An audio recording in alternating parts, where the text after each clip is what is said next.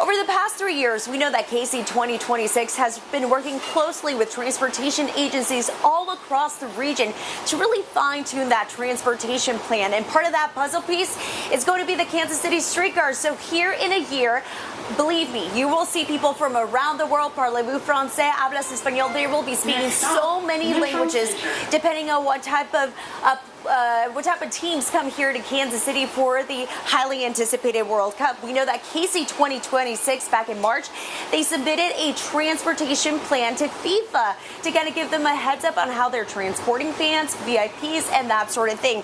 So with less than a year to go now, officially today marking that 1 year, here are some of the questions that you guys had in terms of transportation and the World Cup. How busy will Worlds be?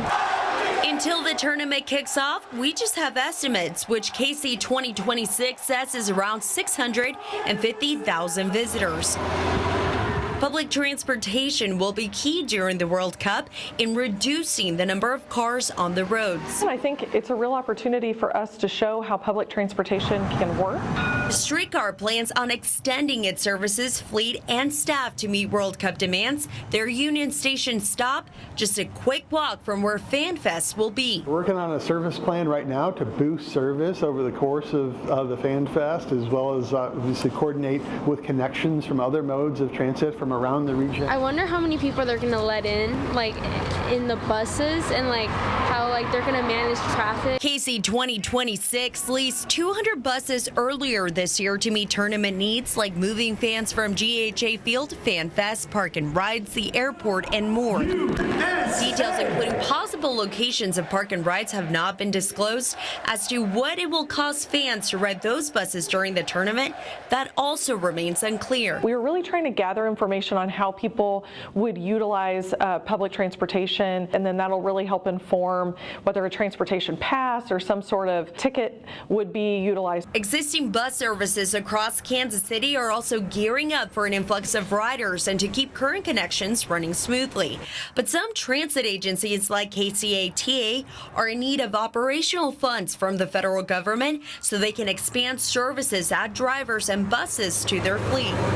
As the things I mentioned, they all take time. You start backing things up. So we really need to have some final answers before the end of this year. We really need our federal delegation to think about ways that they could help us fund operations, because that's where the greatest cost will be. Johnson County Transit leased 50 buses and bought 10 of these buses for World Cup services. A new route will run from the airport to Johnson County thanks to $2 million in funding through March. Johnson County also wants to add additional routes to get people in and around the county during the tournament, but they also need money. We are working and looking for opportunities to both partner with our potentially participating cities, but we're also talking to the federal government. We really need federal support as a region. I feel like there's a lot of construction going on, so that's concerning with all the cars on the road. I feel like it's already pretty backed up with that. All that construction you're seeing, MoDOT says, is to minimize impacts during the World Cup. Right now, they're working on I-70 for the next couple of years, but when the World Cup comes to town,